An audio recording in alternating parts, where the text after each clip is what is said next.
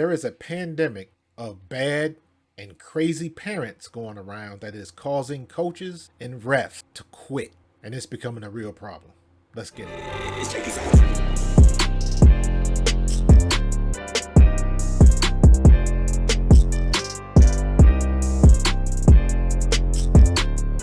What's going on, folks? This is Coach Marcus from Pro Fan Talk. I was surfing through the interwebs like I normally do, and I saw an article that kind of triggered me. And it was about crazy parents and unruly parents that are killing youth sports. This is nothing new. This was going on when I was a kid. It continued when I was in high school, when I was in college, even in the pros, when I stopped playing pro ball and I started coaching. You really get a sense of it and how bad it is, especially with everything going on now. With the introduction of NIL, parents get a little bit crazier because the potential of money is ever present. Because this crazy behavior by parents existed when there was no chance that these kids was going to make any money. Or heck, even get into a college or something like that. The parents have always been crazy. They're out of control. They're unreasonable. They're unrealistic. And they take it out on the refs or the coaches when things don't go their way. And that's a big problem because a lot of these kids in these situations, these kids don't know how to lose because their parents don't know how to lose. Their parents have never been told no. Or what we used to call it when I was growing up in the 70s and the 80s, you was trying to keep up with the Joneses. But now you got all of these parents trying to put their kids on Facebook, on Instagram. They want the optics to be that everything is perfect with their kid. Their kid is getting all of the shine. When their kid scores a touchdown, it's the biggest thing on sliced bread. They want to see how many followers they can get, all that kind of stuff. It just multiplies and intensifies all of these bad habits that the parents have always had. Now with social media, you see it on the regular, and it's causing our referees and our coaches to walk away from the game. I'm one of them. I don't coach youth football today because sooner or later, I was going to get into it with one of these parents. And I've had a couple of situations that happened to me when I was still coaching with the GT Stallions here in South Jersey, and it made me reflect. And my wife has told me on many occasions, like, you can't do that. And the funny part is most of the time, at least in my case, I had nothing to do with the situation. It was all about what a parent thought happened, not what actually happened. Lucky for me, here in South Jersey, there is a big police presence with our football organization. Like there's a lot of people, a lot of parents involved that are cops, that spouses are cops, that sort of thing. So that was always present. So it would keep a lot of that nonsense kind of at bay. But every now and then somebody's going to test you because they don't understand what the situation is or they don't care. The biggest thing is a lot of these parents, all they want to see is their kid do everything. They have unrealistic expectations for their child playing a sport. And here's the funny thing. 10% of the kids are good. Maybe 10% are really good. The other 90% are okay or not so much. I was lucky with GT and most of the divisions and the organizations around South Jersey. We had 3 teams. If you got enough kids, you can field 3 teams. You had an A team, a B team, and a C team. Should be self-explanatory. But let me run it down for you. The A team are the kids that know how to play, have some athletic ability, things of that nature. The B team, they know how to play, they're just not that great. So you got the B team. And then you have the C team. The C team are the kids that this is their first year in organized sports. They don't have a clue. And the funny thing is the C team parents are usually the ones that are the most common sense, down to earth, because they understand that their kids are just out there to have fun, to be involved, and to just have a good time. They don't expect their kid to go to the pros playing Little League football at 10 years old. They understand what their expectations are. They just want their kid to learn the game, to see if they like it or even love the game, and continue from there. And what we would do is the A and B teams, the A team that's obviously the best team. But all of the B team players could dress, and sometimes they would play in the games with the A team. Think of it like varsity, junior varsity, and freshman. It's the same concept. Every now and then a C team player would move up and play with the B team. Every now and then a B team player would move up and play with the A team. And we would tell the kids, if there were kids that didn't think they belonged where they were, your opportunity to move up is to show me in the game. And that's exactly what happened. You had some kids on the B team and you were like, oh, I didn't know he was like that. And he showed you on the field what he could do. And then you moved him up. That's simple. And of course, you're going to have parents that are mad and upset. That you cannot get around that. I understand that parents are not going to like every decision that I make. I've made some bad decisions as a coach. You live with that. You make good ones and bad ones. And you got to expect angry parents, and you got to deal with that. That comes with the territory. So if you don't like that type of action, I would suggest not being a coach, because it's bound to happen. You got to learn how to deal with people. Most of the time, it's not going to be a situation where a parent is going to tell me about what I know. I played at the highest level, so no, there's not going to be a parent that's going to come talk football with me and know more than I do. Just like you got some parents that are doctors, lawyers, and they do what they do.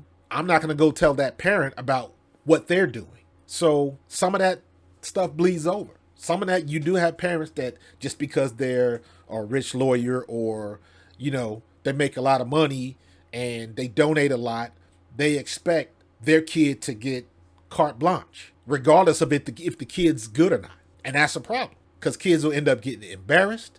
Kids will end up getting hurt. And that's the last thing you want. So I've had situations that happen. The biggest thing for me, and I'll share this story. There was two stories. The first story was, we had a kid. He was a C team, B team kid. He wasn't with the A teams, but we went to another place. You get with other teams, you go to their location for practice, not a game. This was a practice, so you can practice against other kids. And it's just a good way for the kids to learn. So we had so many kids, we had to break it up. All right, this group is going to go on this series. So basically you break it down in a series. Your offense goes, then the defense goes, and you switch up like that. So we had like 5 groups of kids. So this particular kid was going with the third group. And this kid's time just hadn't happened yet. Now, I'm saying that to give you context, because the parents, or the dad, I should say, for some reason just felt like we didn't want to play his kid. So he comes on the field screaming and hollering at the coach. I'm not the head coach. So he comes on the field screaming and hollering at my buddy, who's the head coach, about why his kid's not playing, this, that, and the other. And it's like, we got a plan and we're working the plan and everything is fine. The kid ain't upset. The kid don't even realize what's going on. He's good. The dad walks in the middle of the field, hooting and hollering about why we're not playing his son. So him and the head coach get into a verbal argument on the field. And credit to my buddy Glenn that told the dudes, like, listen, man, I'm not arguing with you on my field now. I'm the coach. This is how we running things. I'm not leaving your son out. It's just not his time to be on the field yet. But we'll get to it. Long story short, the guy didn't want to hear it. And he took his son off the field. And my partner Glenn told him, do not take that kid off the field. If you take him off the field, he ain't coming back. Because you are literally disrupting everybody's practice because you think that we're doing your son wrong. You didn't come to ask us. It ain't like we're super busy and it hasn't happened before where parents got to come on the field because there's something going on. He would have talked to you. I would have talked to you, but you didn't do that. You choose the absolute wrong way to do it. You want to disrupt everybody, walk on the field, screaming and hollering, embarrassing your child. He took his kid off the field, took him home. And of course, 2 days later, he came back apologizing, trying to get his kid on the team. Now, we're not going to kick the kid off the team. We saying that, but at the end of the day, we here for the kids. So you're not going to penalize the kids because the dad was an asshole.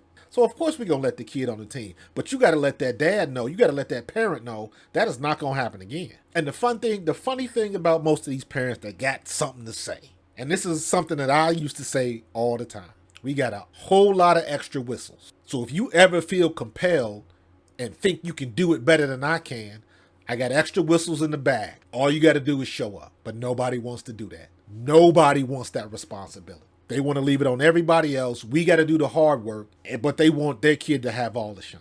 Now, that was one situation.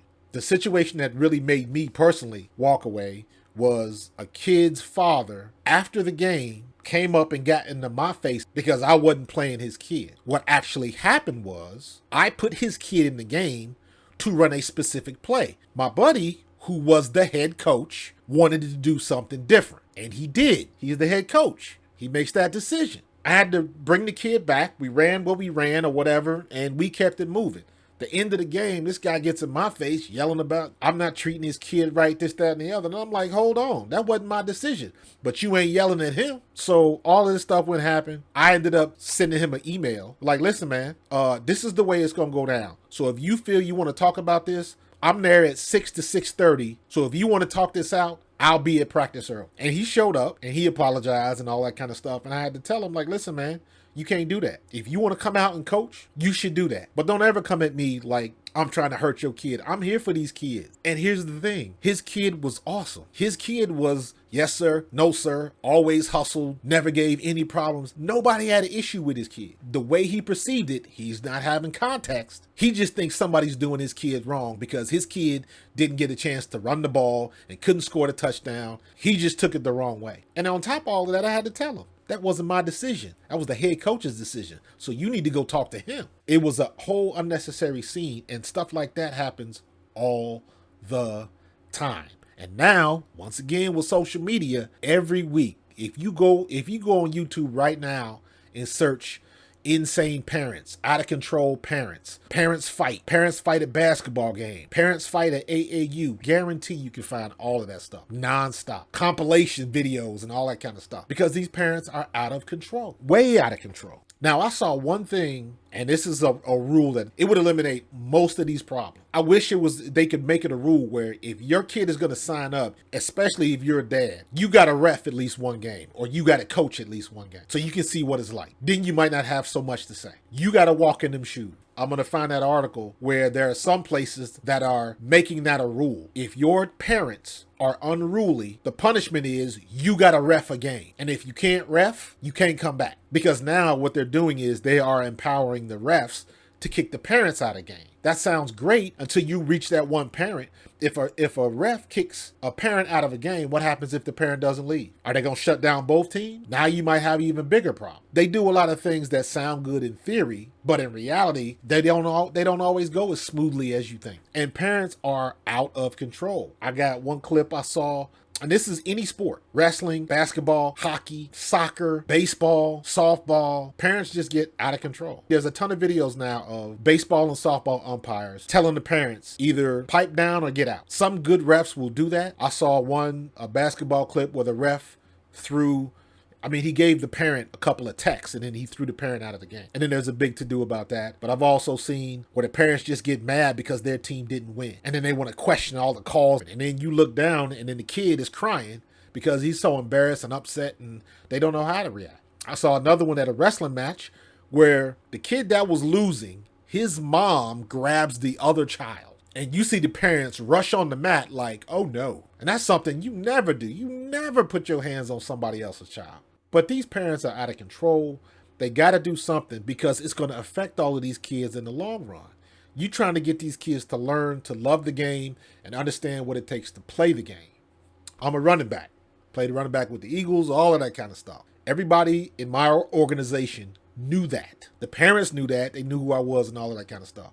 So what do? I coached the running back. And this guy thought his kid was the greatest thing since sliced bread. And he wasn't. He was a good kid. He was a sweet kid. Nothing wrong with the kid, but he was a kid. He hadn't matured enough. He would lose focus and be all over here, and I'm trying to call a play and not listening. And the guy would come up to me and ask me why his son wasn't playing, and he used to play college ball and this, that, and the other. He's projecting on his child. That happens a lot. His unfulfilled dreams, he's projecting on his kid at 10 years old. Mentally, he wasn't there. And that happens a lot with kids. The kids that get it. And you know who they are. Those are the ones that play. Everybody else kind of develops. Some people develop mentally, physically at different speeds. So one day, I'm in the middle of practice. He calls me over to the sideline. Why isn't my son getting in practice? And I finally had to tell him. I said, listen, I told your son to run every third play 15 minutes ago. And I said, where is your son right now? And he looked, and his son was on the other side of the field. You know how you get those wind tornadoes and it kicks up a bunch of leaves and stuff like that? Ran almost to the other side of the field, chasing the leaves in the wind. So when he realized what was going on, then he wants to holler at his son to pay attention and all that kind of stuff. After that, I never had a problem with him. But you got to let him know, like, listen, dude, sometimes it ain't me. Sometimes your kid is just, he ain't ready for it. I hope that the situation gets better. I don't think it will unless they come out with some type of way to regulate some of this bad behavior. Because it's horrible. And it's making all of these refs, people that give their time, it's making people walk away because it's not worth it. It's not worth possibly getting into a fight when you are volunteering and then somebody wants to fight you because they don't like the outcome or they think you did something that you didn't do. It's not worth it. Nobody wants to deal with that on a Saturday or a Sunday afternoon. So when you got the refs and the coaches who are volunteering their time under attack, you're going to run out of coaching. You're going to run out of refs. So I hope these youth leagues figure out a solution because it's getting pretty bad. So if you like this content, do me a favor and subscribe to my channel. Hit that notification bell. And I will see you in the next play. Peace.